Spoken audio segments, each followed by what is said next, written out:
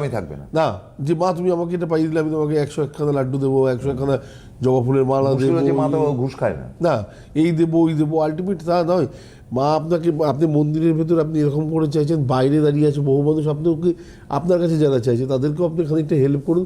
এমনিতেও life help মানে কী বলবো, সুষ্ঠুভাবে চলবে। দ্বিতীয় কথা হচ্ছে যে বকুল অমাবস্যাটা যে কটা কথা বললো প্রসন্ন, সব কটা গুরুত্বপূর্ণ।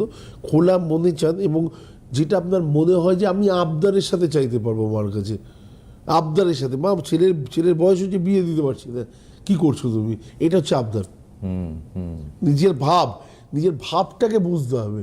আমি আমার মার সাথে কীভাবে কথা বলেছি, আমি আমার বাবার সাথে কীভাবে কথা বলেছি, তো সেই জায়গাটা যেদিনকে আপনি দেখবেন যে আপনার মধ্যে এই ভাবটা এসে গেছে, মা কী করছো মা, মেয়েটার বয়স হয়ে গেছে এখনও পর্যন্ত বাড়িতে পড়ে রয়েছে, ওর জন্য কাউকে তো জুটিয়ে তো দাও মা।